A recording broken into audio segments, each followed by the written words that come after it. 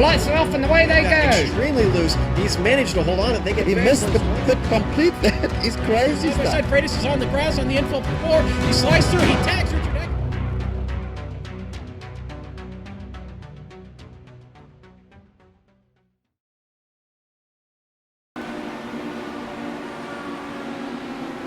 Good evening, race fans, and welcome to the Global Sim Racing Channel's continuing coverage of the 2015 and Season 2 campaign coverage of the LionHeart IndyCar Series this evening for the Kentucky Speedway. Up in the broadcast booth, Evan Pasoko and Sean Ambrose. And Sean, it feels like we haven't been here forever, and we did have one race that took place when we were off, but the last time we were up here with the cameras was back at Atlanta in the earlier portions of March. So it's good to be back out here, and it is an intermediate track, much like we saw at the Atlanta Motor Speedway, and much like the majority of these oval track races are. However, Kentucky is so very different, and we're here this evening for the Commonwealth 125 of the Bluegrass State at the Kentucky Speedway. 84 laps on tap tonight. Yeah, man, 84 laps around this joint goes real quick. They're turning 24-second laps around here, and make no mistake, this is not Atlanta Motor Speedway. It may be the same distance, but it is no Atlanta. This track presents its own unique set of challenges. Lots of racing grooves out there. Only a couple of them are the fastest way around. And like we've talked about so many times on these intermediate tracks, you got to make these tires work. You got to make them last. They will last if you take care of them. But towards the end of the fuel run, you're really going to be screaming for them because, trust me, Evan, at this track, the push is real. And that's always one of the major storylines when we go into these oval track races, is it's a lot more about the finesse of that race car, and you're working out there, not so much fighting the track, but fighting those other cars, because again, that draft is probably the biggest deciding factor in these races as well. Something that'll help you a lot is qualifying position. That's going to be coming up very soon, where the cars that were able to qualify into this without having to go through the LCQ will be able to put down times in qualifying. That will be a 5-minute closed 2-lap qualifier that happens once our final about 2.5 minutes here or so are done of this 30-minute open practice that is set to get going before we do go underway. Sean, this is not the only practice that they have had officially. They've only had one off week. The last time they were out was at the Road America Road Course. We'll give you the results from that in just one moment's time. But they have been practicing, putting into practice throughout that off week, and they logged quite the amount of laps. I guess we'll measure it in hours. You got an update on that? Yeah, well, now they're doing something new in the league. George and Zaldo's kind of put up a bounty here. Whoever, they call it the Iron Butt Challenge, and whoever can turn the most laps in the official practice sessions they put up prior to the next week's race gets $5 in iRacing credits. Okay, now to give you an example of how this is shook out. Okay, Jack Bogan turned 984 laps since last week in official practice sessions. Okay, George and Zaldo was right behind him with 922.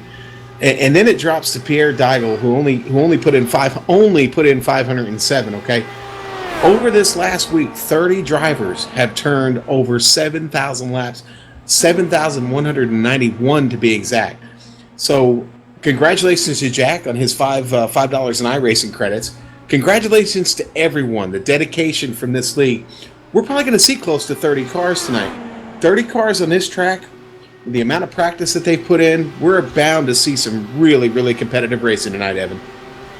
Before we hop on for the track facts about this Kentucky Speedway, let's let everybody know what happened, I guess, 2 weeks ago, but one race ago, the last time they were out on track back on the 18th of March for the Road America 20-lap affair out there on the road course. The results from that we do have, and it was Jesse Vincent who would walk away with the checkered flag in that one after leading 18 out of the 20 laps, dominating performance, walking away with pretty much a max points night, racking in 54 in the back pocket out of that. Austin Espity, another driver that had a solid run there. He came home second. Matt Kingsbury rounded out the top three. Kingsbury as well right behind him. Ray. So both Matt and Ray back-to-back there in third and fourth. And then Pierre Deigel would round out the top five in that event. The only other driver to lead laps besides Vincent was that fourth-place finisher in Ray Kingsbury.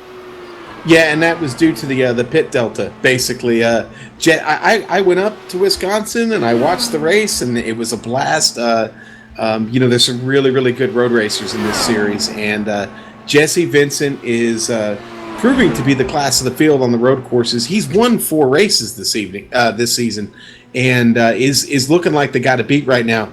But he put on quite a clinic at Road America. It was a really, really good race, pretty full field and competitive all up and down the field. So we'll see how Jesse transfers to the oval tonight. But I've got a pretty good feeling he's going to be up there near the front regardless. But great race at Road America. Obviously, wasn't here on GSRC, but it was a great race. And but these guys are ready to get back to some oval racing. It'll be a while before they get back to the road course. And for more information on them, again, check it out at LionHeartRacingSeries.com for the results and all that good stuff. We do have 3 more broadcasted events left in this championship campaign, and one of them is going to be very exciting. That is next week for the Indianapolis 100-lap affair. That's a Triple Crown event, 250 miles, and I know us alongside with the driver, Sean, just cannot wait to head to the Brickyard for pretty much the staple event of the season. Yeah, well, next week is going to be something else there at Indy. I mean, we've got 100 laps at Indy. It is a Triple Crown race. Anything can happen. If you run a DW12, obviously you hope to find yourself at Indianapolis Motor Speedway at some point. And next week is going to be pretty exciting there. And can't wait to see some of the practice sessions leading up to that. Let's see who's up to the Iron Butt Challenge for next week. How many laps can they throw down in practice sessions leading up to that? Then we will also have the cameras at Texas and then the Auto Club Speedway to close out the season.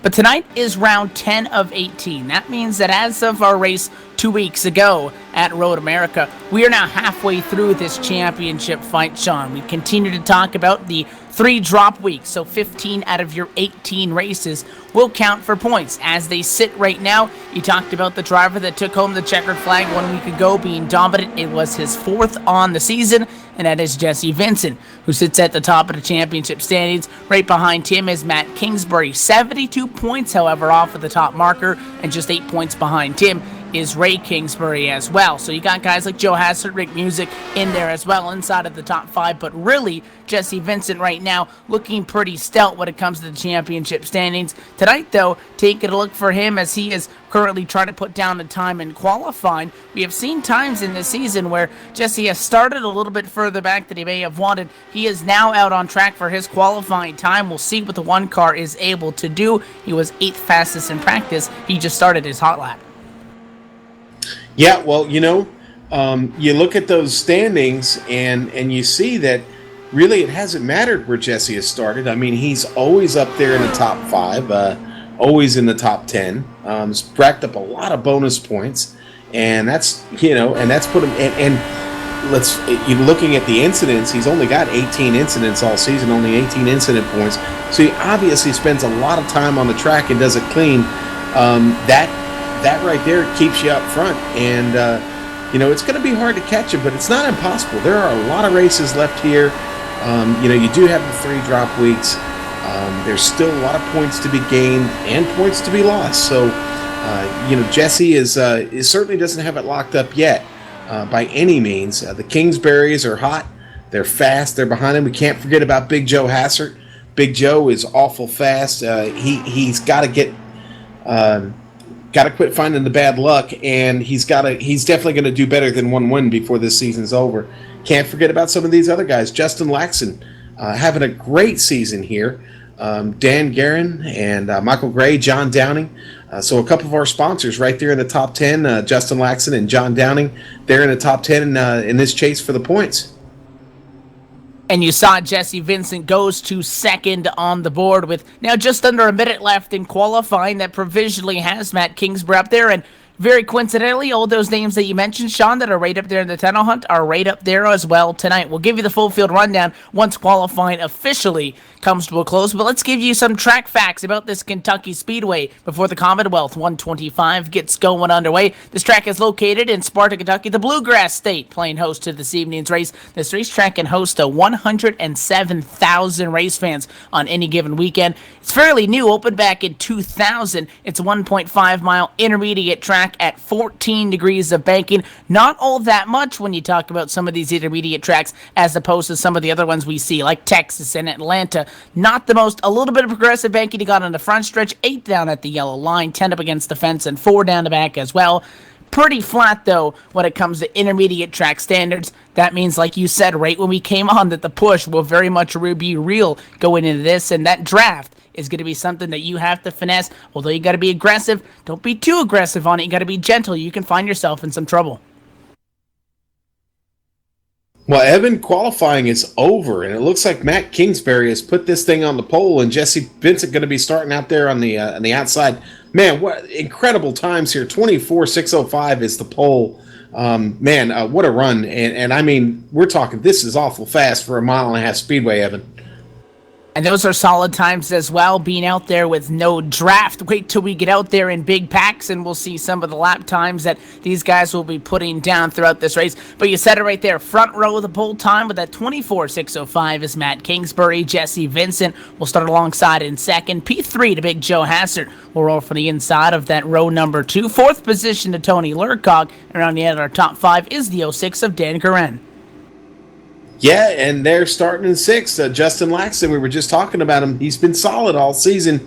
Justin Laxton starting in 6th. Corey Connor, we know him to be fast there in that leopard skin, leopard or tiger stripe machine there. Corey Connor in 7th. Ian Adams in a number 7 there, starting in 8th tonight.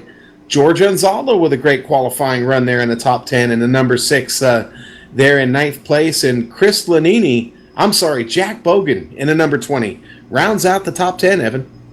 And 2 of the funnest names to say are back here on row number 6. You got Chris Lanini, you just said it, the number 92 car will roll from P11. Austin Espetin right next to him in that 777 will get P12. 13th position, next row back, the 027 of Carl Burke. Trevor Malone alongside him in 14th, piloting the 69 car. And rounding out your top 15 as they run right now, but on the grid, the 48 of Robert Bluen.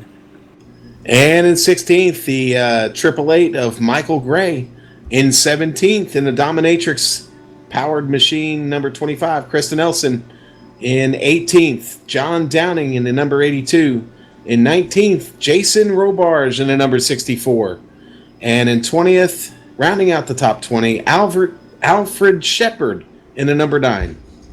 Final 4 cars to put down a time in qualifying. The U.S. Air Force 45 of Drew Motz is 21st. The Thrustmaster 22 of Thomas Engel in P22, coincidentally enough. The 79 of Leonardo Matos is 23rd. And final car to put down a time in qualifying is the 52 of Ray Kingsbury back in 24th. 4 drivers in on provisionals. Pierre Deigel, 25th, 26th to Vincent Bluthenthal, Rudy Avalon, 27th, and Mark Nobert in 28th position. The field pace is down to back straightaway. Only 1 pace lap before we get going. Sean, before this race gets kicked off and the Commonwealth 125 is green, what do we expect out of this race tonight under the lights?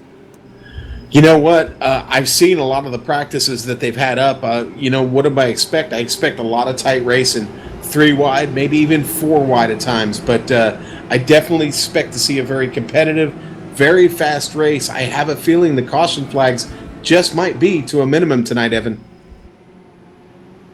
The iRacing Ford first pace car gets set to dive down to the safety of pit road, and it is going to put the field in the hands of that number 21. Matt Kingsbury now in control. They cycle at a quarter number 4. Glad to have you with us on GSRC. Green flag flies in the Commonwealth 125 for the Kentucky Speedway. Green flag action down to quarter number 1.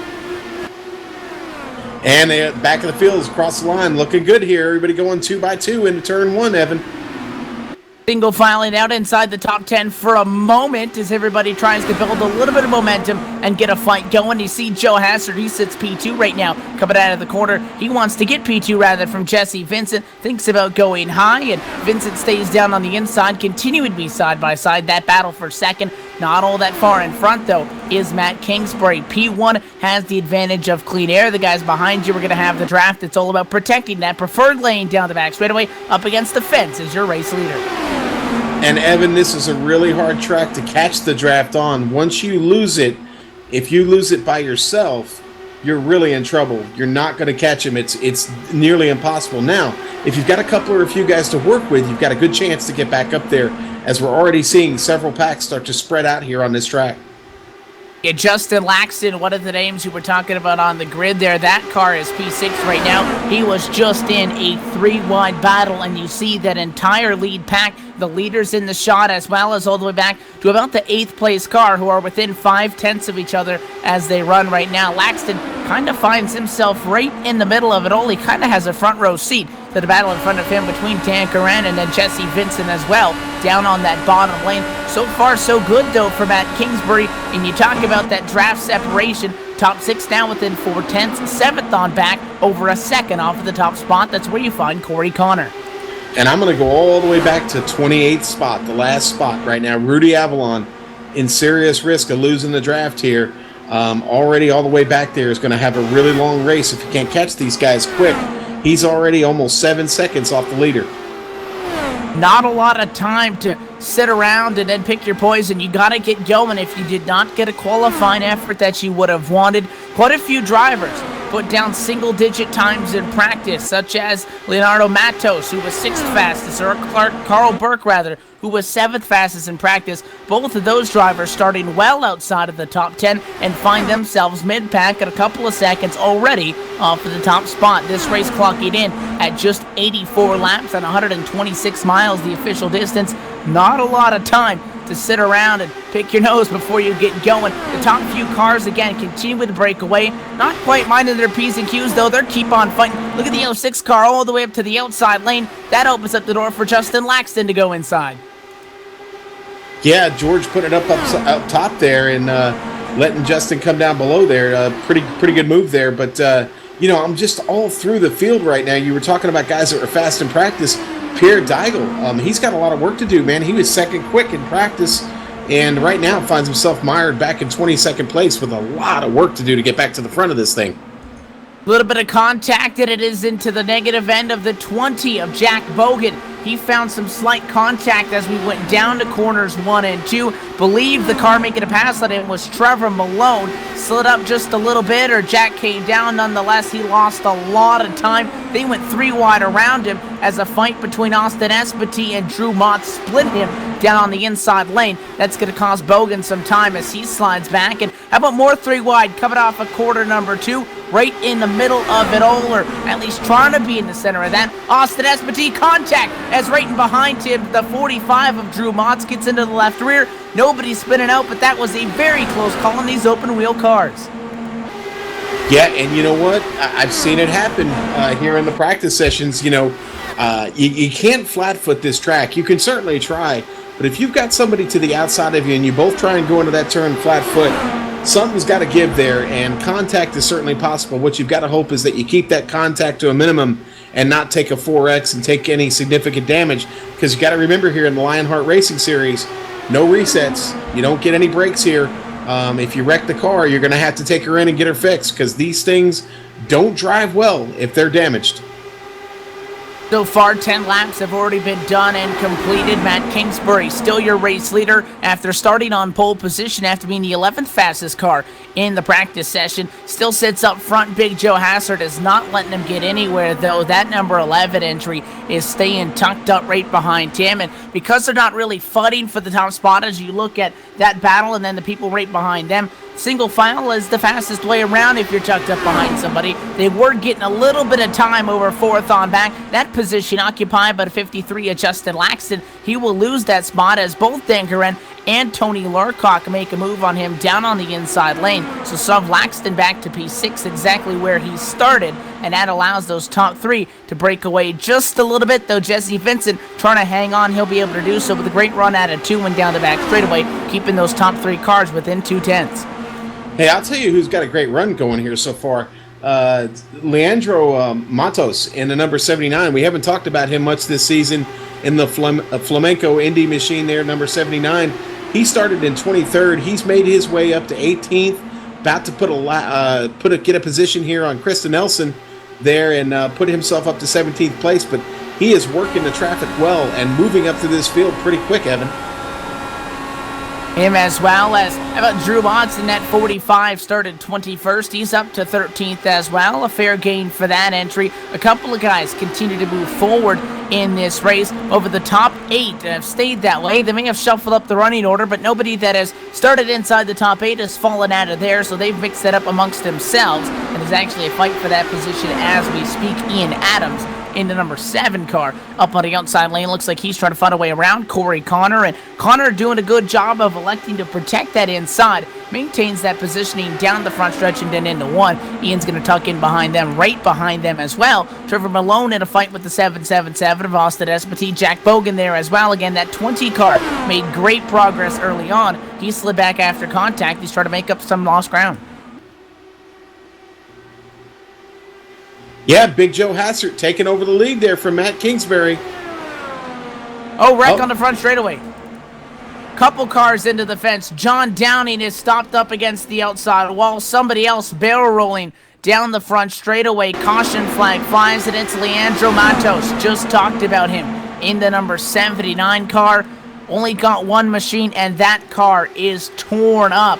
And we go to the first ever caution flag in this event, and it started with contact in front of him, and unfortunately, Austin Espity doesn't seem all that happy about the lifting in that incident, but this started back down in corners being 4. The replays going up now. John Downing and Vincent Bluthenthal. You talked about the push, John. Looks like Bluthenthal just slid up the hill. He got into John Downing, who got up and nearly took out Michael Gray, who did a great job at the Triple Eight of holding on to that machine. But then when John came back down the racetrack, trying to split that gap was Leandro Matos. He came up just the slightest bit. Huge contact into the outside wall for both of those cars, Leandro and as well as John Downing's entries. Would imagine they have severe damage. May have both lost their engines entirely. And we go quickly to a caution flag now. 18 laps into this, and by the way, race control has taken away the speaking privileges and the mic privileges from the Austin Espity entry. You know, looking at that replay, it almost looked like John didn't know he was there, that Leandro was there. I mean, when he came down the track, either that or he didn't have control of the car, one or the other. But yeah, that like we were talking about, you can't flat foot these turns when you got someone on the outside of you, because the end result of that can be contact, just like we saw there. And I'm afraid that's exactly what might have happened. Not really sure, but that certainly is the best possibility. As we see everybody's coming in for a pit stop here now. Oh, we got a car turn. It looks like Corey Connor got turned around coming into the pit lane. And everybody else enters. Matt Kingsbury leads us down. He will not lead us off, though. Big Joe Hassert, the first car that comes off of the pit lane in front of our, and now becomes race leader in that. Hearing that the 25 of Chris Nelson had some issues with the pit road speed limiter, activating that or not knowing how to properly set that, which is something that can definitely help you out when it comes to avoiding speeding penalties. That is the 25 machine, who started this race back in 17th. Just now exiting pit lane, may have been penalized. Currently 19th position. Chris Nelson looking to make up some ground here as this race progresses through, but it was a pretty good first stint there, Sean. Almost quarter distance, so already in this race. Probably going to be right at that mark of about lap 21, which would be quarter distance in this 84-lap affair by the time we go back green. Well, I don't want to dwell on anything or harp on anything there, but that was Trevor Malone getting turned around as he came into his pit stall, and Austin Espity with the contact there that turned him. Trevor was out all the way to the right where he's supposed to be. Was making his move into his stall, and there was Austin, and got that car turned around. He lost time in the pits and might have even suffered a little bit of damage there. And with no resets, that's the last place in the world you want to suffer an injury, is there in the pit lane. And we had just mentioned that Austin Espity was not happy with the incident, or almost aftermath of everybody trying to check up for that. Nearly got taken out in that. And Trevor Malone was sharing his opinions on why the 77 shouldn't have been there. I do believe there's a limitation on how many stalls you can enter before you hit yours. Don't know if the 77 actually had broken that rule, because it looked like he only went through about 3 or 2.5 before they actually hit the pit lane there. But nonetheless, he did go to the inside, and Trevor Malone got turned around, understandably. Sean, that 69 camp, not all that happy about that. Back out on track, not severe damage, but doesn't matter if you're going, speeds of 200 or speeds of 45 on pit road. It's not nice when you hit a concrete wall and bend up your, the carbon fiber and the sheet metal on these race cars, because they're not the most durable. They're quite fragile. Yeah, they are quite fragile. It doesn't take a lot to bend these things up, and man, when they're bent, they just don't run. I mean, they don't handle, and especially on a high-speed track like this, where the push is already a factor. You want to have all your faculties in place when you get started. Looking at Trevor's car, I don't really see any damage on the car, so he's probably fine. Let's hope he is, because there's still plenty of racing left to be done, and certainly we know Trevor to be one of the really, really fast guys. I'm sure he's streaming this race to all of his group there on Twitch TV, and Trevor's a big streamer, so I'm sure it's up and running right now, and they're probably all looking on, hoping for a good result for him. But let's travel up to the back to the front of the field and reset this thing, Evan. What do you say? Chris Salini had stayed out. He is down pit road, so give him a bonus point for leading a lap at the 92 car. After being a top 5 at the top 10 rather at the start of this race, comes down pit road. He now does his service, and he'll probably cycle out around P25 or so with 26 cars on the lead lap. Much as we had predicted, the 2 cars that have fallen off at the lead lap, P27, John Downing and Leandro Matos in 28th, are the only 2 cars that were in that incident, really, and they are the only 2 that are off. So 26 cars will remain on the lead lap for this one. The lights are off on top of the iRacing Ford First Mustang pace car as we get set to go back at it. The top 5 go Joe Hassert, Matt Kingsbury, Dan Guerin, Justin Laxton, and Chris Lanini. The 11 is going to be the one that will be in control of this field. We cycle out of quarter number 4. Restart coming up right at quarter distance. Yeah, and it doesn't look like John Downing is going to make it back out, man. That car is heavily damaged. And it looks like the green flag is back out, Evan. Green flag flies, and Joe Hassert takes us down to quarter number 1. No challenge immediately behind him. Good fight going on just outside of the top 5. It's for P6, and to the inside goes the 7 of Ian Adams, making that move on Tony Lurcock. Right behind them, Austin Espity wants in the battle as well. Vincent could be the next target on Ian Adams' list because that 7 car trying to charge through the field here on the restart. Man, we got them spreading out. That's the other thing in this LionHeart series. They do a single file restart, and man, your field can spread out on you pretty quick if you're not on your toes. And right now, we are seeing the leaders almost a full half lap ahead of the back of the field. Nearly making some contact, 3 wide back behind Ian Adams. It has Corey Connor, Drew Motz, Tony Lurcock all in that. Look at this wicked fight. There's about 7 cars total in it that spans from Jesse Vincent, who sits right now in the number 5 spot, all the way back to now you can include Tony Lurcock, and that it was P11. So about 6-7 cars in this fight. The top few guys, not as many involved in there, but equally as aggressive side by side for the lead and making a move, at least thinking about it, was Matt Kingsbury. Joe Hassert, though, started back on the top spot. He did not lead the last time by. Matt had a nose on him at the stripe, but now the 11 car returns to the point. Justin Laxton, though, trying to make up some ground, and that laps for MD entry started 6th. He's up 50% of that. He sits 3rd right now. Dan Guerin right behind him. Huge battle going on back here for 16th, 17th, 8th place. We got Vincent Bluthenthal trying to hold off Mark Norbert, and Michael Gray just kind of sitting there taking it all in, waiting to pounce on one of these guys. But man, they are wheel to wheel, nose to tail, and just back and forth right now. And then hunting down a couple of cars in front of them, Carl Burke and Pierre Deigel right in front of them. They're tracking them down, trying to get to them, trying to make a challenge for 15th place. Fighting going on all the way through this now 26 car field on the racetrack right now. We work lap 27. The top 4 have pulled away. You talked about that, and it's a combination of how easy it is to lose the draft with the set, as well as that single file restart, John, that play factor in this. The top 4 are gone, and we got trouble down the back. Oh, big contact, Matt. Great. Looks like Ray Kingsbury's in it. That's the 52 car who's on the nose of Robert Blow, and as we slow him down the back straightaway, replay will be going up now after trouble started really coming out of quarter number 2. George Anzaldo in the middle of a 3-wide situation, and you just kind of got squeezed out of room, and you get close to one person, Sean, you try to get away from him, you're close to somebody else, you end up kind of almost bouncing off of him. You make small contact on the high side with that 20 of Jack Bogan, gets turned around, both Bogan and everybody else, Kingsbury as well, hard contact with the inside wall. Somebody else came flying through and nearly lost both right side tires. That was Pierre Deigel who got in that as well. and a couple of other cars getting some post-incident damage from those cars still flipping down the back. Slows us down for a major wreck coming out of 2 and for our second caution. Yeah, that was really unfortunate. We had just got back to a nice green flag run there, and then just all havoc broke loose there, trying to go 3 wide through the turn there, and just didn't make it. It looks like George maybe bobbled a little bit. I don't know if it was net code or what. I don't ever want to make excuses for guys, but it looks like it might have been just a small bobble of the wheel, and got his car a little bit out of shape. And when you're 3 wide there trying to get through turn 2, that's probably not the place you want that to happen.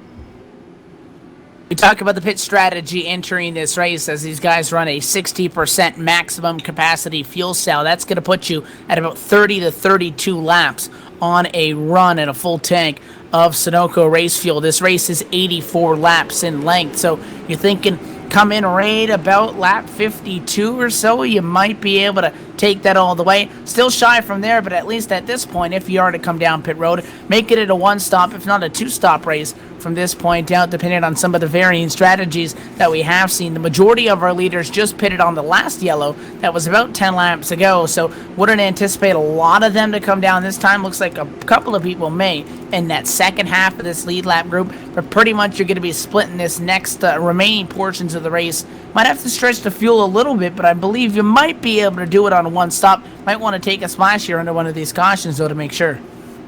Yeah, well, our fuel window is really only about 30 to 32 laps. Now, you've got 6 gears on this DW12, and you can use that 6th gear in a draft and save a little bit of fuel, and you might be able to get 33 to 34 laps out of it, but boy, it's going to be tough. But hey, man, I want to give a shout out to George Anzaldo right now. He was running a same paint scheme he generally runs, but he did a little something, tricked it up a little bit this week. Was just paying tribute to a fallen friend.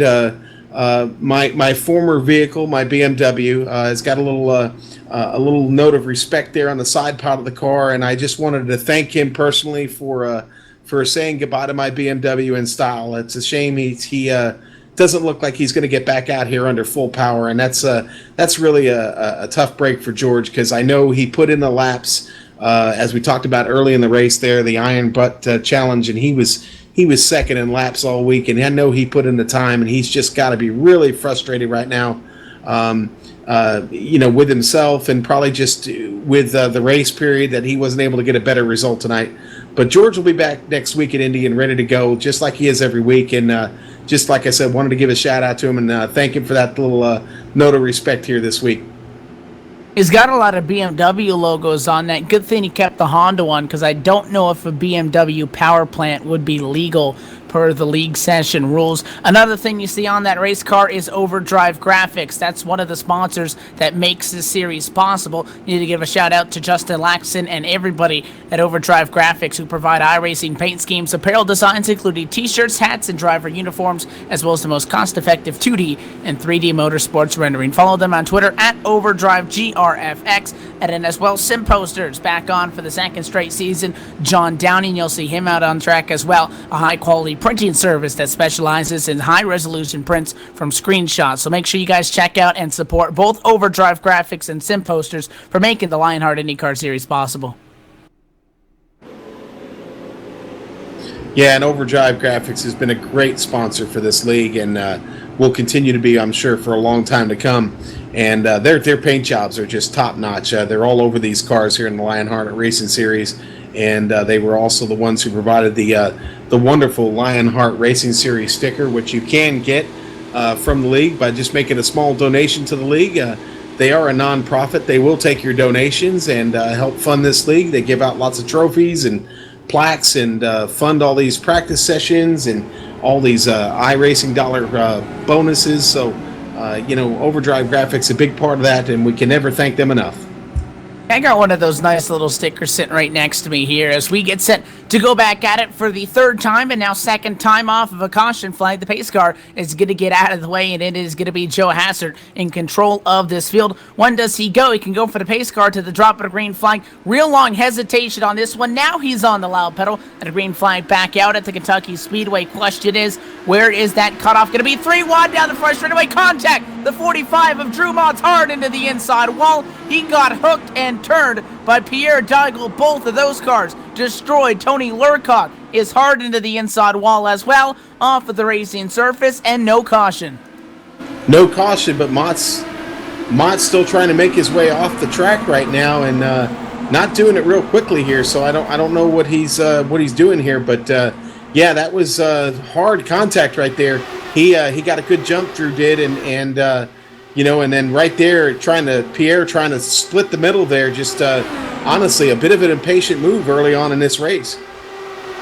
And it was a tough break because one of those cars got literally trapped in the inside wall after the heavy contact there. The left side tires just kind of got blended in with the inside retaining wall, and it's something in a sim where not everything's perfect, and instead of being able to drive back to the pits, if it would have been even able to, that car was forced to take a tow, and will have to wait about 3-4 minutes before that team even knows what kind of damage and how long of repairs they're going to be looking at. The point that I was going to make is what we need to look at is where that cutoff is going to be, Sean. Last time it was between 4th and 5th position from where the lead pack really breaks away from everybody else. After that contact, it is the exact same thing. The top 4, Joe Hassert, Matt Kingsbury, Justin Laxton, and Dan Guerin, are 1.4 seconds ahead of Austin Espetui in 5th, and the battle with P6, Ian Adams, for 5th on back. Everybody else well off of our leaders. So the top 4 are looking pretty good right now.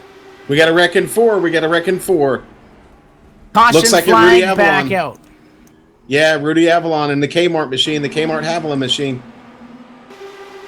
And that's going to be a very quick caution coming off of our most recent one. The trouble is for the 32. Looks like the Haviland entry of Rudy Avalon. That car is slowed down on the access lane, and looks like he just met the 22 of Thomas Engel. That is nearly what happened with 5th and 6th of Austin Espetui fighting with Ian Adams, right when I was talking about them.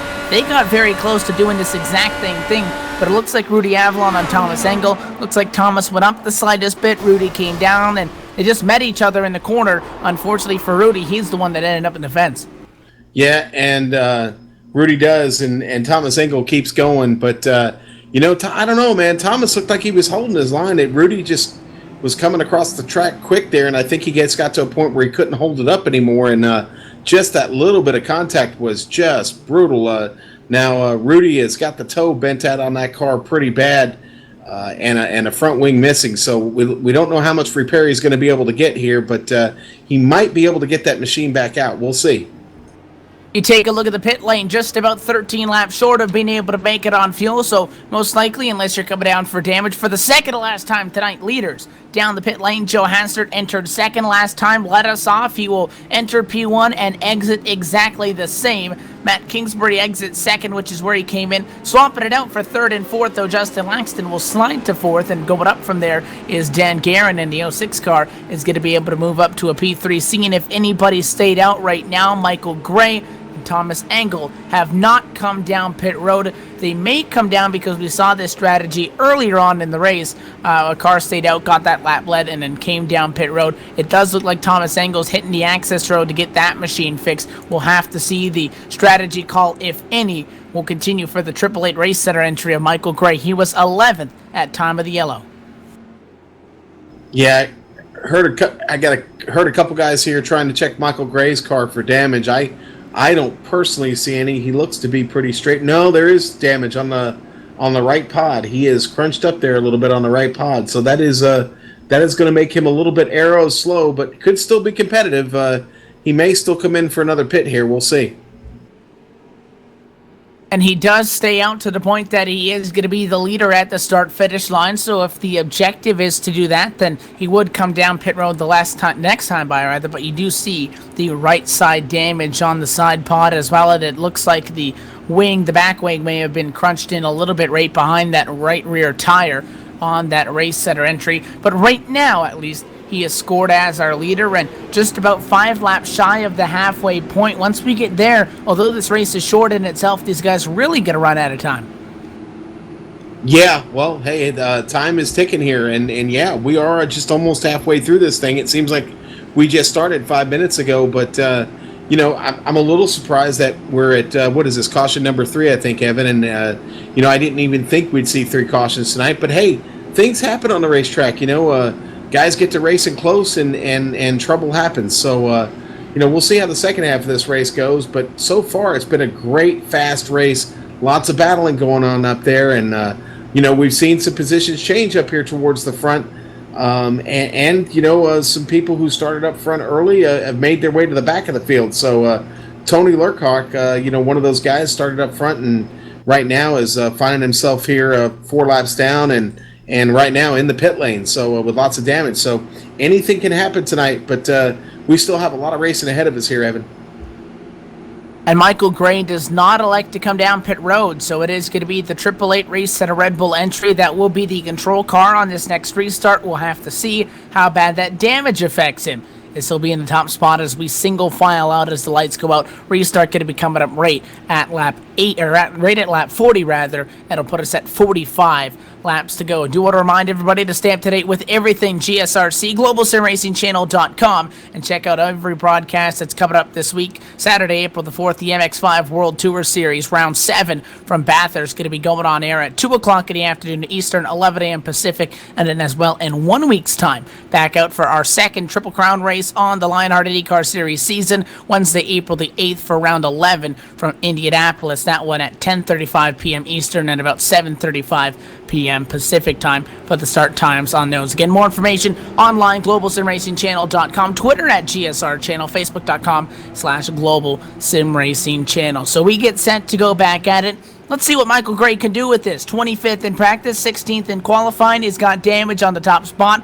Can he use that clean air to his advantage? He really needs to get off going here because Big Joe Hassard is not going to sit around if that 888 machine is not on the accelerator. The pace car is off and away. The field is in the hands of when the 888 wants to go. Green flag flies back at it from Kentucky, and a great restart for our race leader.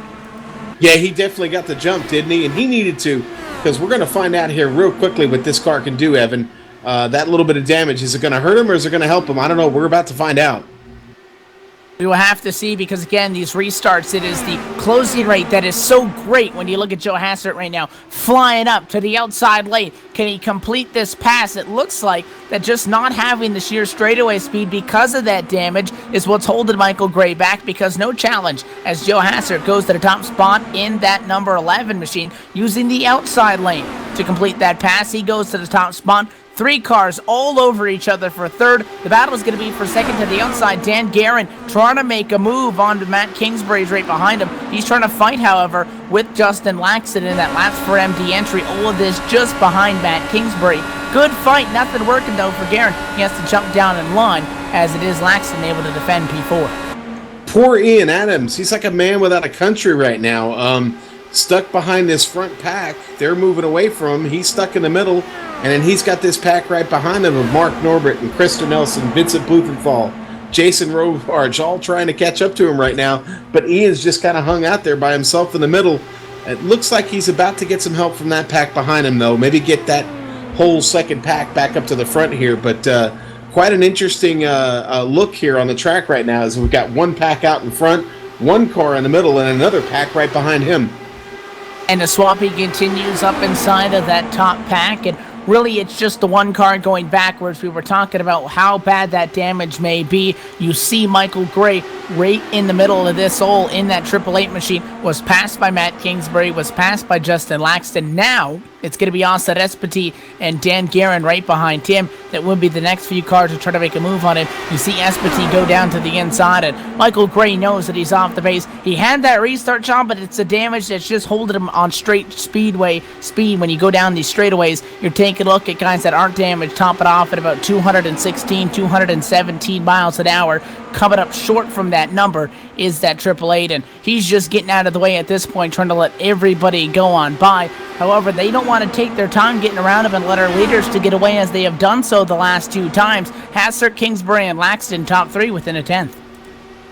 Jason Robarge trying to hang on to the top 10 right now, trying to fend off a charge from Mark Norbert. Mark Norbert keeps getting to the rear deck there of Robarge, but just can't seem to pull off the move. Now Robarge trying to take ninth place away from Ian Adams. No, I'm sorry, not Ian Adams. He's trying to take ninth place away from Ian Adams right now, and he's got to still contend with Mark Norbert, who keeps getting an incredible run on the draft behind him.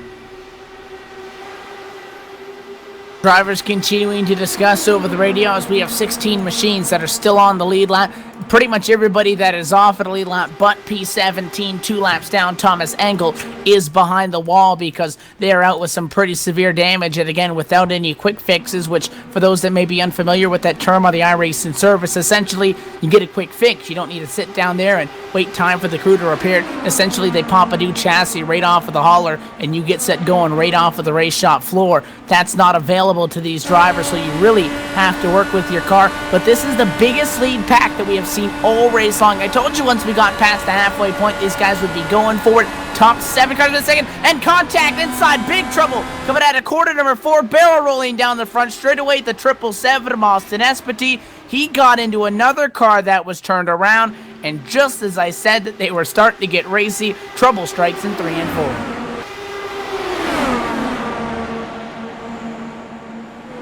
4. Appears that the contact started with Dan Guerin, who was in a side-by-side fight, and he was the one trying to make a move. And on the inside, looks like Justin Laxton. The push is real. As we have said, Sean, slides up the hill, just gets into that left rear of Dan, turns them around. A great save by Justin Laxton to not overcorrect, come back up into the field. Did a great job of hanging on to it.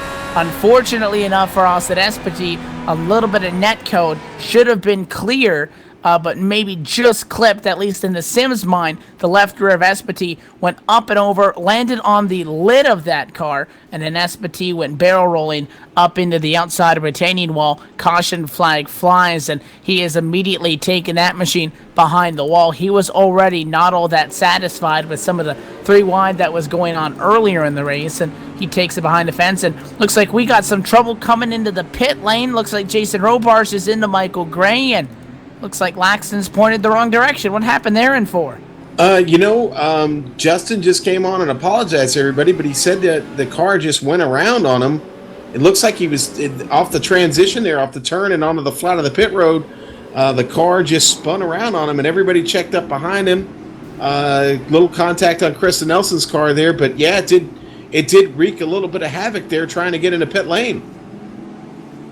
And that's known to happen with these race cars because the suspensions are so exposed to get a little bit of damage. They can do crazy things. If it's not barrel rolling infinitely, which we saw in the practice session, they can make them, pretty much, near impossible to drive. And you get on the gas a little bit on that transition from the flat apron to the 14 degrees of banking. Very possible that that car could have easily gotten itself turned around. So now we're down to 15. Nearly half of the field has had to some extent a catastrophic issue so far in this. Again, Espety is out of it. He'll drop back to 17th, which is good news for Thomas Engel. He could almost get a top 10 out of this because he's in a position, Sean, where he's one of the only cars that was in an incident, is off the lead lap, but it's not totaled. If he stays out there 2 laps down and people continue to fall out, that could be a way that he's able to continue to get spots and get some points out of it.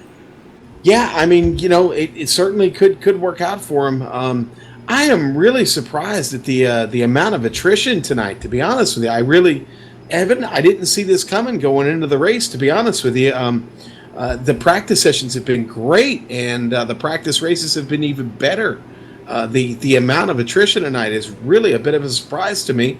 Still got a great race going, but I'm shocked at the number of cars that have been able to continue here tonight. So now we have to step back and take a look, because we talked about the pit strategy that if we get a couple of yellows, if you ride that 6th gear in the draft, you might be able to stretch this fuel window, which is estimated at a 60% fuel cap to be 30 to 32 laps. Well, this is an 84 lap affair. We're still shy of lap 50. These guys would have to go 36, 37 laps on this fuel tank for those that have come down pit road if they want to be able to make it to the end. Is that a viable gamble that we think we might see somebody take, Sean? Or if we get another yellow, which if you look at the statistics, the intervals of green flag runs that we've had, and the fact that we're getting later on in the race, we should. You think everybody will just come down on another yellow? Or are we going to expect somebody maybe back there 10th on back to, roll the dice and see what they can get out of it? You know what? I think you might see some of these guys who haven't been up front much this season do exactly that. There are guys out here right now that might be willing to gamble and stretch it. They may like that position there up in the front of the pack, and they may just decide to roll the dice and stay out. I mean, I've already seen a couple of cars riding down on the apron. Looks like they're already in conservation mode. Who is that right there in the yellow car? I'm trying to see who that is. Matt Kingsbury sitting down there on the flat. Might be trying to save just a little bit of fuel. Matt Kingsbury running a different paint scheme tonight. I didn't recognize him there in the what is that, Obuto machine there. So we definitely got some guys already trying to conserve fuel. I think this might be the last stop for our leaders if they want to roll the dice all the way to the checkers at 84. And who will be able to walk away with the checkered flag once 84 has come and gone? Another step in that direction. Restart coming up with 32 laps to go for the Kentucky Speedway. Race leader is going to be once again the 11 of Joe Hassert. That Honda-powered entry will be on the top of the pile. Kingsbury, Connor, Vincent, and Laxton round out the top 5. Very little hesitation is time on the half of Big Joe Hassert. He's on the right foot. The green flag back out and underway from the Bluegrass State. We're back at it as we sail him off at a quarter one, already at 195 miles an hour, just about 7 seconds off at the drop of the green. Here comes Matt Kingsbury with a huge run to the inside, make it side by side for the top spot. Yeah, Kingsbury didn't waste much time going to work there, putting the move on our leader there. And, Matt is flying right now. But you know what? Here comes the crossover. And as we get back to the turn there, it looks like Big Joe going to put the move on him and put himself back up in the top spot there, Evan. But the crossover, essentially, if you want to call it that, it works. And right back at you, says Matt Kingsbury. To the bottom goes that 21. They can swap out the top spot all they want, but if they're not playing nice, it gives everybody third on back at least the glimmer of hope. Only issue for Corey Connor is doesn't really have a lot of help. He remains 0.6 of a second off of the top spot that time by. If he's able to get some help from Jesse Vincent, Justin Laxton, who are fighting for fourth behind him, he may be able to get to our leaders. But if he remains 0.6 of a second back and Big Joe Hassert and Matt Kingsbury start the draft, he can forget about hanging on to the lead draft because it's that aero sensitive from losing that draft to being right on the back of the guy. Man, this pack spread out quick. Here and now, Krista reporting that she's got some damage on that car. Something is not right, and her pace is off. So Krista, who was up there battling for a top 10 run tonight, might have some trouble that is going to prevent her from finishing in the top 10 tonight. Would have been one of her best efforts of the season if she could have pulled that off. But trying to look at her car now, I don't see any visible damage, but you never know. There could be something underneath there that got messed up there either on that last caution flag or even in the pits. There are three major battles on track. One is for the lead, and maybe the calmest of them all, strictly because it only involves two cars. You got a secondary pack back here around P5. It's held by Justin Laxton. Behind him, you got a whole bunch of guys in this. Jesse Vincent is actually going to slide to P5 because Laxton takes P4 the last time by. But you got Mark Nobert, Jason Robars right in that mix. Then you look at another pack back from 9th on with Vincent Bluthenthal, Carl Burke, Kristen Elson and company. That's another set of 3-4 cars that are fighting all over each other. So the battling continues all over the racetrack, but the leaders starting to size each other up. They're starting to see what they can and cannot do. What happens if you make a move here? What happens if you make a move there? Because if you make a move down in 1 and 2, Sean, on the white flag, like we saw essentially Matt Kingsbury do to Joe on the drop of the green flag from this most recent restart, that gives that 11 machine the opportunity to make another move on you coming off the corner. So right now, they're trying different things, that they have the track position and they have the spacing on everybody else, kind of testing the waters, messing with each other, sizing them up to see what will happen when we get down to these final few laps. 25 to go, that time at the start-finish line. Man, Vincent Bluthenthal all over the rear end of Ian Adams. Almost got into the side of him there. Almost contact there between Blumenthal and Adams there. Real close, but it looks like Blumenthal is going to get the position from Ian, and now he's got his sight set on Dan Guerin as he tries to make his way. No, here we go. Ian trying to make a move to the inside. He does get inside of Blumenthal and works his way to the back of Dan Guerin right now. Really, really tight battle going on between those three. And Carl Burke just sitting back there watching right now, looking for an opportunity to maybe get in that mix and get himself in front of those three cars. And the gap continues to spread between second and to third. You're following the Carl Burke entry, who is the 027, sits 11th right now. He's watching a good fight in front of him that sees Ian Adams in the middle of it all. The 72 of Vincent Blumenthal has picked up significant time after starting 26th to be able to get up to a top 10 spot in P10, where he sits right now after having to pass 15 cars to gain those 16 positions. Up in front of him, though, Mark Nobert is the last car in this. Don't call it the secondary group if you want to call the top two a pack. Nobert started in 28th position. Did not put a time down in practice. Did not put a time down in qualifying this evening. He's up inside the top 10 in P7, and he's looking for more, not that far away from Jason Robards, Jesse Vincent, Connor Laxton, and company. Yeah, Nobert having to take the provisional because he didn't run the LCQ. So yeah, Nobert with not a whole lot of laps here logged is having quite a run to have himself up there in 7th place right now. Again, I'm still watching this battle between Ian Adams and Blumenthal and Dan Guerin. Those are three cars on a mission right now. They are trying to make their way back to the front, but they're doing so much dodging and dicing right now that they're not drafting. They're not really good draft partners right now. What they are doing is they're trying to actually avoid contact because they all keep getting a run on each other, and the lift is real, and I'm seeing a lot of it. Now we've got another caution. Trouble on the racetrack, going to slow us down in the finals run to the end, and it is trouble for a top 3 car. The 2 of Corey Connor is into the inside wall, an abundance of skid marks. You're taking a look at the replay right now. Looks like he made some contact off the corner into the inside retaining wall right there. That red and white car you saw was the Justin Laxton entry, and it looks like it may have just been a mutual contact off the corner. We'll have to see to make sure. They had bumped, interesting to note, a lap prior to this. They both got into each other, so they may not have been playing all that nice.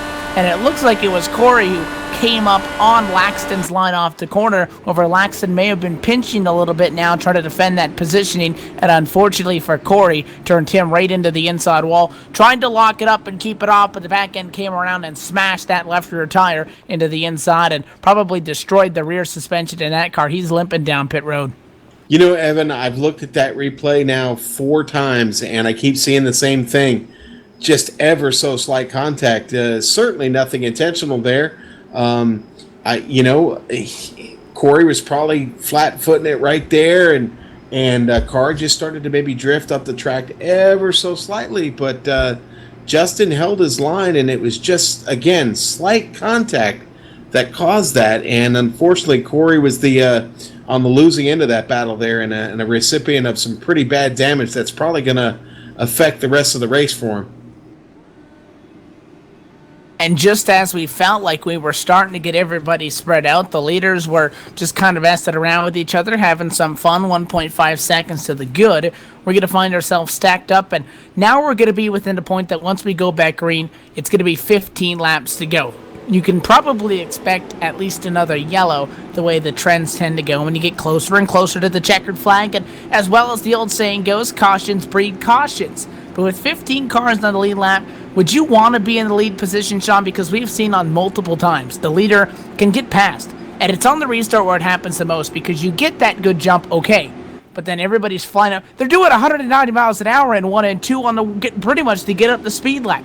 They can get you down that back straightaway, but we've also seen that our leader has an opportunity to get that spot back with a crossover. If you were behind the wheel, Sean, and you could put yourself in an ideal situation, would you want to be P1, P2 right now, or even further on back from there? Give me 3rd or 4th, I think. Put me somewhere there in the rocking chair, and give me a chance to work that draft. A couple 2 or 3 cars in front of me and then try to make my move with a couple laps to go. It's hard to say because the draft is so prevalent here, and we've seen it already. You get quite a run, so you don't want to make that move to the front too early because, as we've already seen, like we did after the last caution, that lead can disappear real quick with a simple crossover move. And if you're trying that with more than a lap or two to go, chances are that guy behind you is going to get back to you, and he's going to be able to make that move on you, Evan. And now we're going to see the pinching come into effect, something that if you're on the outside, you're going to give the guy at the bottom maybe however wide these cars are, plus a foot or two, but nothing else more, because they're not going to want to give any additional space to those guys. They're going to try to limit the run, sweeping off of the corner as much as they can, so that obviously you're going to get a better run, because typically it's the high side. You come flying down the bank and on the high side, off of a quarter down the straights, you get a good run. When you start pinching on a sim like this, again, you were talking about it, Sean, it seems tonight, very, very, very small contact is causing a lot of these incidents. So the setup in these cars, which you can expect in speeds of excess of 210 miles an hour pretty much all the way around, very sensitive tonight. Don't want to be bouncing off each other too much. We saw a little bit of it there with guys battling for 4th, 5th on back. Wouldn't be surprised if we see a lot more of that, because really, you can think about this part. You can say, okay, well, I'd rather get 3rd place points and, wreck out of this, get 14th. Good luck thinking that process through when you're chasing down a checkered flag now once we get to this point in the race, which, by the way, the last time by 15 to go. Evan, it's about to come to nut cutting time here, man. With only 15 laps left to go, you better choose your move carefully, and you better be ready to commit to it, because that could be the one that wins this race for you. But just looking through the field here, make no mistake, the tensions are high tonight, all right? Everybody wants a win in this series, and tonight is a good chance to get it for, there's a couple cars in this field that haven't been up on the podium this season, but right now, as we look at the top 5, we've seen all these guys up here, so obviously the cream is starting to rise to the top as we get deeper into this race, Evan. The lights have gone off on top of the pace car, and the games have begun, because up against the outside safer barrier is your race leader, Matt Kingsbury, the guy that's brought us to the green the last couple of times. Well, he finds himself second. That is Big Joe Hassard. The pace car dives down to the way, possibly for the final time tonight. Field in the hands of the 21. Matt Kingsbury is on the loud pedal. Green flag flies. Back underway for the Kentucky Speedway with 15 laps to go in the Commonwealth 125. 14 cars going to duke it out here. Let's see how it shakes out.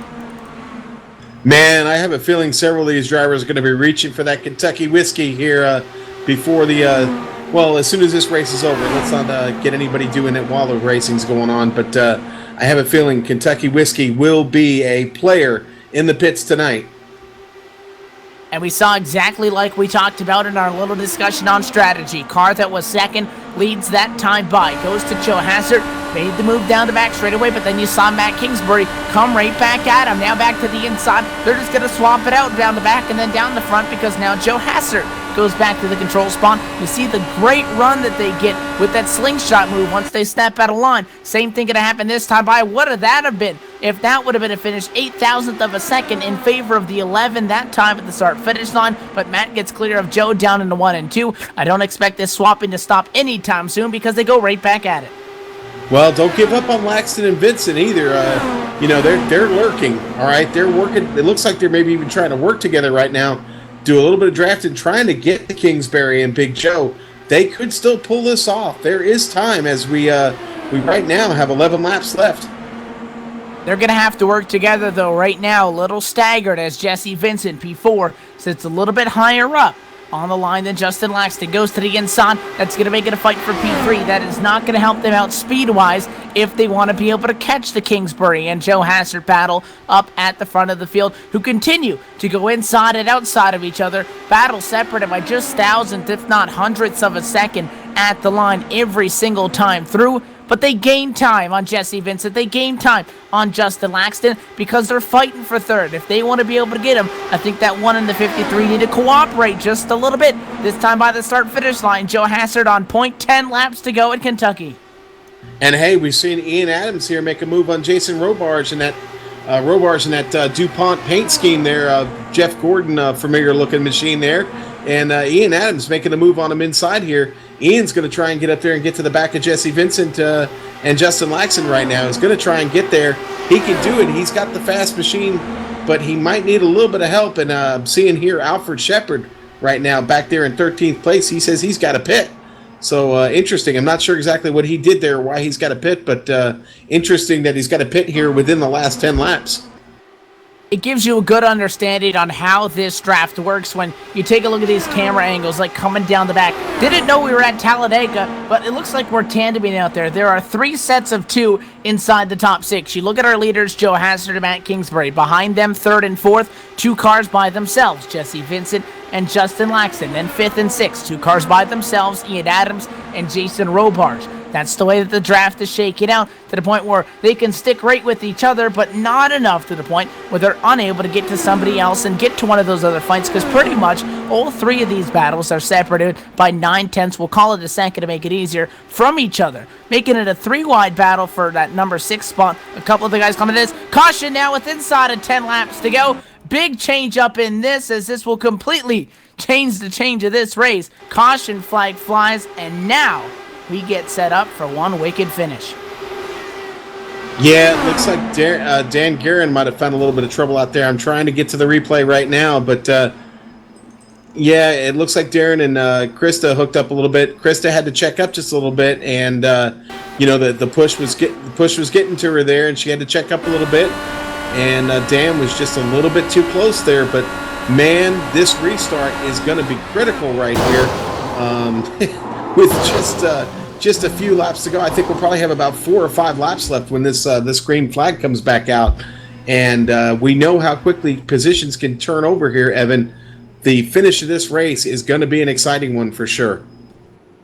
Yeah, just the slightest of contact again, where it looked like Dan was almost trying to dime the corner, and he saw that Krista was sliding up. He just tried to get as close to the that machine as possible without getting into the 25, evidently trying to get maximum speed. Unfortunately, did not work out. You saw that Dan got into the outside wall, up and over, ended up coming down pit road, but for all intended purposes, he is out of this race. And that caution coming right at about 7 laps to go, so I think you're going to be right on the money there with about 4 or 3 laps to go in this race when we go back green. That is going to be the final restart in this race. So whether we make it to the white flag and we race it out, we get a green flag finish, or if we wreck before we get to the line or in that about 2-3 lap window before the white flag, this will be the final time that the pace car ducks away and relinquishes this field to full power, and Joe Hazard will be sitting in the catbird seat. Question is, though, if the caution flies, when would it? Do you wait if you're Matt Kingsbury? Do you not go to the lead right away because you know that Joe's going to come back at you? Do you try to time it?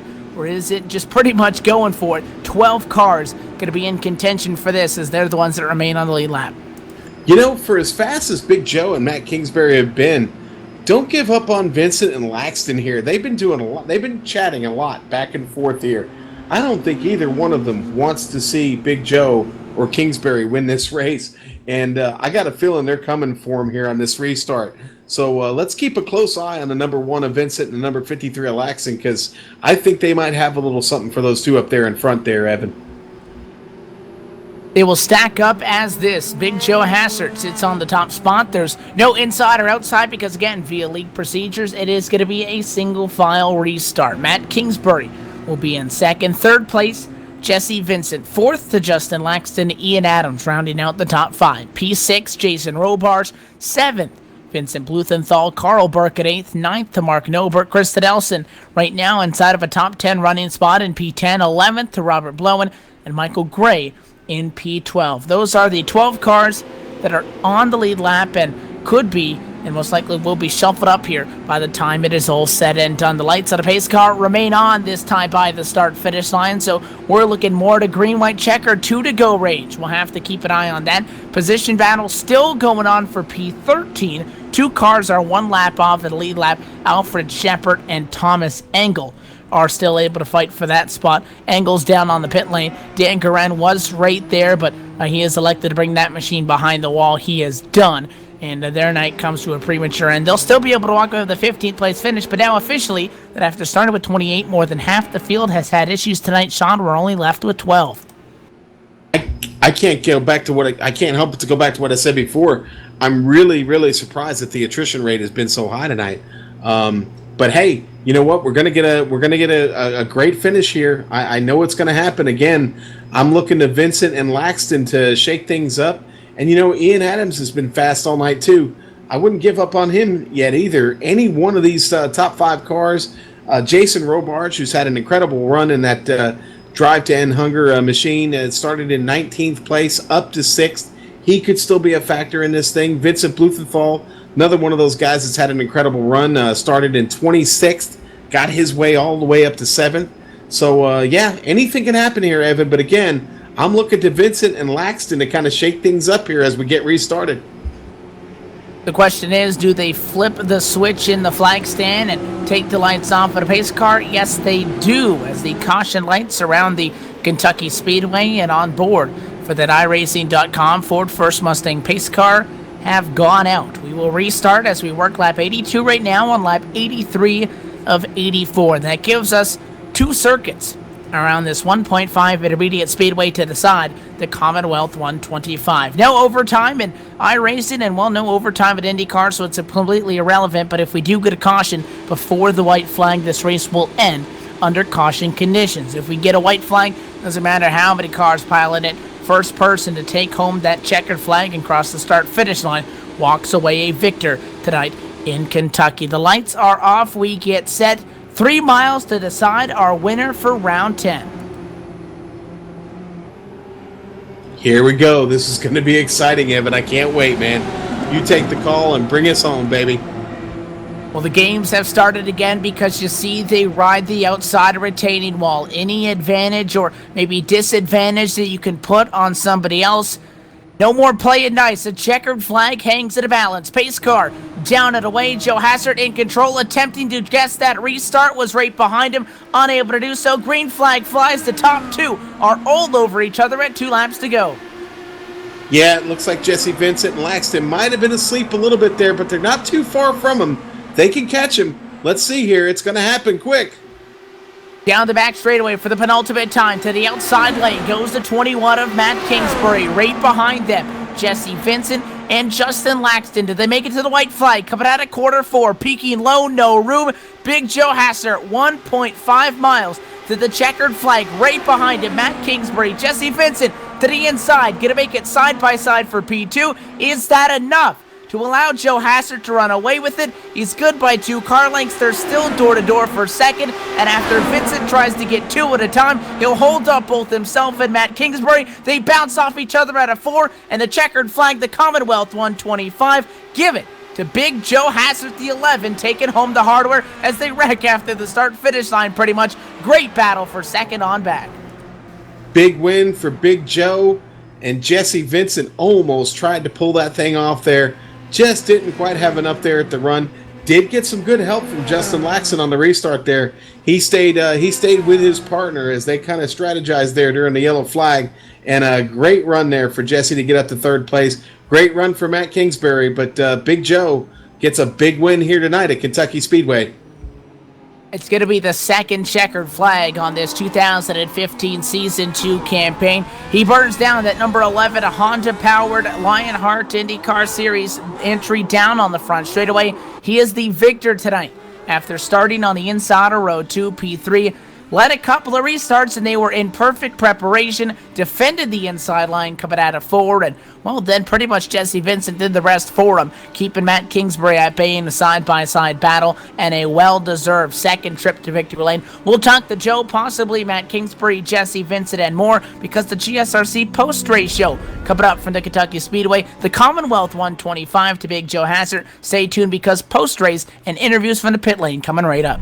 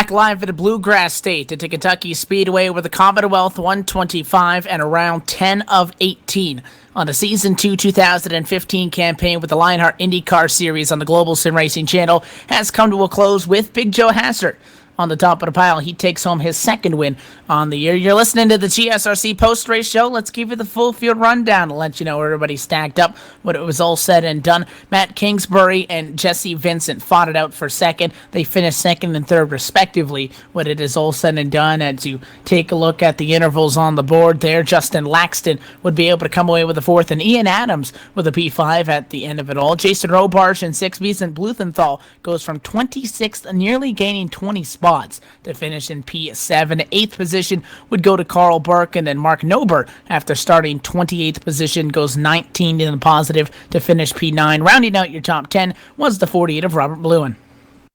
Yeah, and an 11th place in the number 25 there, Kristen Nelson.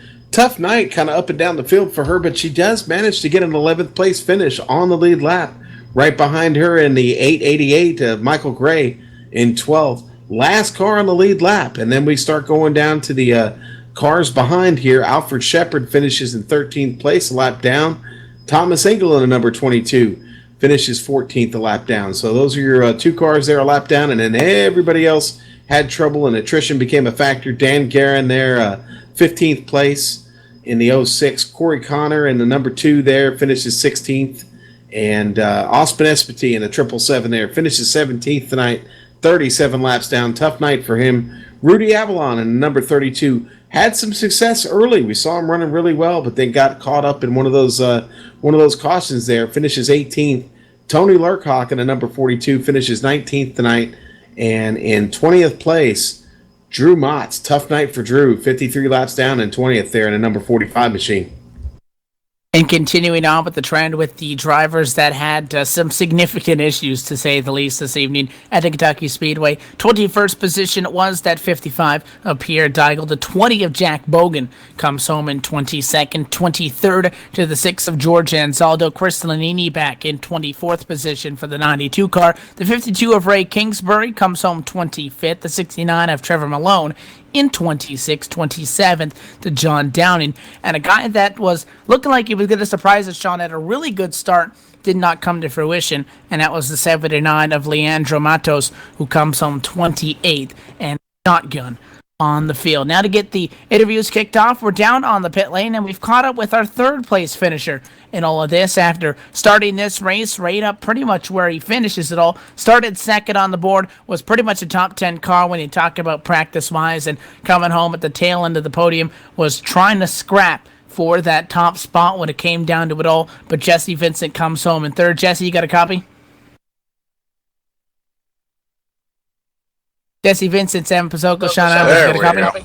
There we go. Right now, I never seem to have luck getting my microphone on the right channel. I thought it was my jinx, because I always end up with the person with the mic issues. You come home third tonight. You were looking, though, for that checkered flag. Before we ask you about the race, walk us through that green-white checker there at the end, fighting, not only trying to get up to Joe, but as well trying to hold off Matt. Yeah, that was definitely an interesting restart. I gotta thank Justin for that. He told me he wasn't gonna get in the way of the championship fight, and he tried to give me a shove, which really helped. It's just getting into the corner. I've got Joe in front of me, Matt on my outside. There's such a push when you're on the inside like that. You've either got to lift or you're gonna wash up into the guy, which almost happened in turn 3 on the last lap. But when you race against two teammates and you're all alone like that out front, it gets a little bit difficult. I got on the inside of him with, I think it was on the last lap in turn 1, but then on the back straightaway, Jove moved to the outside, got enough of a toe to keep on the outside of me. It was, yeah, it's a bummer, but what can you do? We talked going into this, and the cautions weren't way up there, but they were higher than we would have expected. And with this racetrack having relatively lower banking than some of the other intermediate tracks that you guys have gone to and will go to, we noticed that a lot of the incidents, although you really don't want to gamble on rubbing up against somebody, very small contacts were causing big issues for people. What did you notice out there in the draft, working with it, with all the practice that you guys put in throughout it? Was this race, maybe a little bit more aggressive than you would have thought it been when you put it all about 30 cars out there together? Typically, I like flatter tracks with less banking. They just suit my driving style better. But the setup had a bit too much downforce on it for a lot of guys' likings.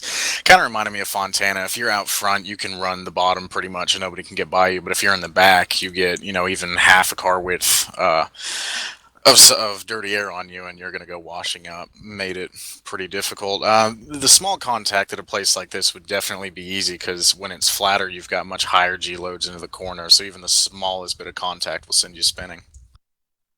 We weren't able to bring the cameras with us, but 2 weeks ago was the last time that you guys were out on track, and that was one of our road events at Road America. So you guys had 1 week off, but nearly went back-to-back victories in this one after taking on the checkered flag at Road America. Was in the discussion this one at Kentucky. I guess since we weren't there, what was Road America like for you? And, how confident does it have to give you, obviously, being at the top of the championship standings now halfway through this campaign and knowing that you're able to be competitive at both the road and the oval events? I'm not quite sure yet. Road America was a pretty lax race for me. There wasn't a terribly high car count. Everybody had a good comprehension of how to get around there, so traffic wasn't that big of a deal. The biggest problem I had was on the start in turn 2. Matt got on the inside of me and locked up his tires, and I had a pucker moment with him inside of me. I think the move I made in turn 3 tonight, washing up into him, might have been a little bit of payback for it. But Watkins Glen, Watkins Glen is such a popular track. A lot of people have experience on it, and it's kind of the dumbed-down Cup version of it. So I don't think I'll have as much of an advantage there. The confidence on the ovals hasn't really grown all that much. I mean, I've always been decent at them. My problem has been qualifying, which hopefully I think I've rectified tonight. Before we let you go, Jesse, as always, sponsors and shout-outs, all of those good people. Who makes this kind of a run possible for you in that number 1 car as well as the team? My teammates definitely. They were a big help tonight. We had all 4 of us up there in the top 8 there for a while. And new sponsor of my car, what'scookingnow.com. They've helped pay for the lovely paints that we're going to be having on our cars here coming up soon. All right, Jesse, well, congratulations on, I guess we'll congratulate you on your checkered flag from 2 weeks ago, so congrats on that, and good job on a top 3 this week. I know you would have wanted to be able to get up there and fight for it, but you were a top 3 car pretty much all race long, so congratulations to that, and we'll see you in 1 week's time because we're going to Indy. Yeah, that'll be interesting. All right, you guys keep up the good work. Good luck there to you as well. That is our 3rd place finisher, the driver of the number 1 car, Jesse Vincent. Now down a little bit further down pit road to the driver that sat on pole position, nearly dumping it up with the trip to victory lane. The 2nd place finishers caught up with Sean Ambrose. Yeah, just caught up with Matt Kingsbury down here on pit lane here. And Matt, are you enjoying that fine Kentucky whiskey right about now, sir? A little too young for that, but yeah, I guess so. Oh, okay. Well, all right. We'll keep the whiskey away from you. Hey, nice run tonight. 2nd place. Can't be too dissatisfied with that. You also hang on to 2nd place in the points championship. How did it all play out for you tonight? Me and Joe worked together pretty much the entire race to, stay in front of everyone. We were giving each other a lot of assistance, and we tried to break the draft. It went pretty good. I mean, we didn't really have much problem until the end there. There was really no one side by side with us until Jesse got alongside me, so I thought it was a pretty good race for us. We kept it solid. We worked together as a unit, and that's how you can sometimes win races, and that's how we did it. Well, another fine run for you, man. Like I said, you hold on to your position in the championship standings, and so does Jesse. So mission accomplished for you guys tonight. Who do you want to thank for tonight's run, buddy? Yeah, I just got to thank the admins, my teammates, Joe, obviously, for helping me out a lot here. Fortunately, doesn't look like my other teammates were able to get the results they wanted. I guess they got caught up in incidents, but I know that Austin eventually got up there and was charging pretty hard, so I think we could have had a 1, 2, 3 there. Everyone puts in a lot of work, so the admins especially, so good job to everyone out there. What are your feelings going into Indy, Matt? How are you at Indianapolis? Really depends on how everyone else is. I feel like I'm pretty good there with the fixed set, so if it's as long as it's not an open set, I should be okay. I was pretty bad there, lower downforce set. So with a higher downforce set, I think I'll be okay. Well, we look forward to seeing you there next week, buddy. We certainly hope you can find your way back to the podium. Hang on to that that spot you got there in the championship standings, and it's off to Indy. Pack her up and let's get going. Thanks again, Matt. We'll see you next week. Thank you. All right, Evan. I think you're about to talk to our race winner, aren't you? We are down in Gatorade Victory Lane, and for the second time on this campaign, the checkered flag goes to the number 11 team. Your winner tonight at the Commonwealth 125 for the Kentucky Speedway in favor of Big Joe Hassett. Joe, first off, congratulations. Top 3 car in qualifying. Wasn't easy. You swapped out that lead quite a few times on restarts, had to hold off on one last green-white checker push. Walk us through your race. Well, it all started with that qualifying run. I had struggled pretty much all week trying to find the good time in qualifying, so I was happy to be able to start top 3 there. And then once that green flag flew, I got right up on Matt, and we just kind of worked together pretty much the whole race. I was hoping we get some more green flag runs because we were pulling away from everybody. That green-white checker was kind of scary, but I want to make sure that I help Matt get second so we could get a team 1-2. Got him a little bit of draft going in the final corner, and we just try to work together the whole race and make sure that we finish well. You sit with the third highest amount now exiting tonight of top 5s and top 10s as well. Everybody is sitting there and they're chasing Jesse Vincent, who sits at the top of the pile. We reached a halfway point in this championship 2 weeks ago after the event at Road America. 9 down, 9 to go now this evening. Round 10 out of 18 is in the books. Making your second trip to Victory Lane, do you feel like you guys are building any sort of momentum to be able to mount the charge? Because it's not an easy task, but I know that you're going to be giving it everything that you guys can to try to chase down that one car. Wins never hurt anybody. Do you feel like you're starting to build maybe some momentum, and now that you're getting down to the end, maybe get a little bit more aggressive on it, or maybe even take a step back and take it a little bit more easier, trying to be able to accumulate those points as we go into these final 8 races? Yeah, starting the second half off with a win is pretty big. Being able to start to close that gap a little bit. I know I'm a lot farther back than Matt is, but the second half of the schedule is oval heavy, and I think that helps a lot. I just hope, I need to have a good finish at Watkins Glen. My other road courses weren't too good. I think I had a top 10 at Sonoma, but once you get past Watkins Glen, I think that it's going to be smooth sailing. It's going to be a tight race at the end here. You talk about the ovals with 8 races to go. 7 of those are going to be on oval tracks. And we're going to a rectangle in 1 week's time. The Brickyard, the Indianapolis, our second Triple Crown event for 100 laps and 250 miles. What's the mindset headed into the Brickyard? Qualify good, run up front, work with my teammates, and see if we can't chop into that lead that Jesse's got.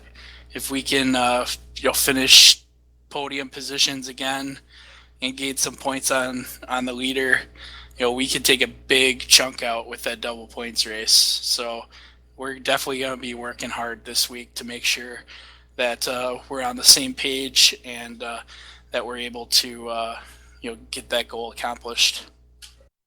The Brickyard is always a staple event. You add the Triple Crown factor into it as well, and it should be probably, if not the most anticipated race, is one of the most exciting that we will see on this 2015 Season 2 campaign. Before we let you go, Big Joe, you qualified in 3rd position. You were talking about that, how that really helped you in the strategy entering this Kentucky Speedway event, a track that is, rather low banking compared to some others. We know you can't do it by yourself. Sponsors and shout-outs, all of those amazing people behind the scenes. Let them hear it. Who makes it happen for you in that 11 team? Just want to thank Last Lap Motorsports. We put together a good team. A lot of strong drivers, and we work together really well. LionHeart League is awesome. You guys are awesome in the booth for us, and Justin at Overdrive Graphics makes me some pretty special cars. They're a little easy on the eyes, so I want to thank him too.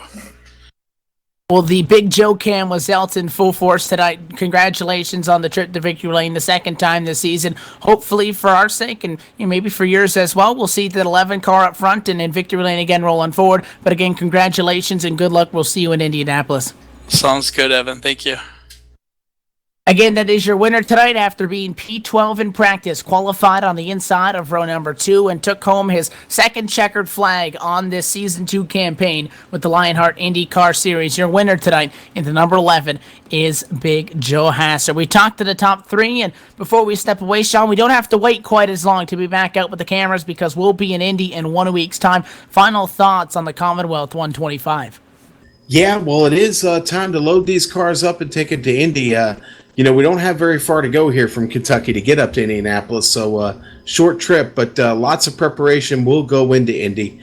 My final thoughts on this race, we had an exciting race, a few more cautions, and I probably jinxed these guys in the pre-race. I'm going to put this one on me, Evan. I said that we probably wouldn't see very many cautions tonight. We saw a few Kentucky more. whiskey on you too, then? Yes, absolutely. Yes, absolutely. And listen, I missed the mark on it a bit tonight, but hey, we still had a great finish. Okay, we did it under green flag. Really, really tight racing here tonight. It was quite a battle out there. A few guys are going to have to go home and kind of debrief and get themselves back in the right frame of mind to come out and get ready for Indy next week. But man, Indianapolis for 100 laps, Triple Crown race. Next week is going to be the race you do not want to miss here on GSRC. And you heard the drivers thank the people that makes it possible for them. We have to thank again Justin Laxton and Overdrive Graphics, John Downing, and Sim Posters, because without them, the LionHeart IndyCar Series is not possible, and without that, we don't have the ability to come out here and call these races. So I want to give a huge thanks to them, as well as everybody that provides the streaming equipment to make these broadcasts possible. iRacing.com, XSplit, Audio Technica Corporation, and Aver Media USA, the people behind the scenes in the tower for the LionHeart, the administration team, Chief Steward John Downing, Public Relations George Anzaldo, and the league admins Joe Hasser and True Munch. Additional thanks to the camera sets, as always, provided by Dougie Beard, and music provided by Eric Ekholm. Stay up to date with GSRC online at GlobalSimRacingChannel.com, Twitter at GSR Channel, Facebook.com/GlobalSimRacingChannel, and as well for more information on the LionHeart IndyCar Series, go to LionHeartRacingSeries.com. Coming up this week on GSRC, Saturday, April the 4th, the MX-5 World Tour Series from Bathurst. Again, that one at 2 o'clock in the afternoon Eastern, at 11 a.m. Pacific. But until then, on behalf of the broadcast crew, Sean Ambrose, director, I'm Jed Yaman, myself, Evan Pasoko, thank you for tuning in from Kentucky. Again, congratulations to the winner of the Commonwealth 125, Big Joe Hasser. We'll see you because we're going racing at the Indianapolis Motor Speedway. We'll see you at the Brickyard next week.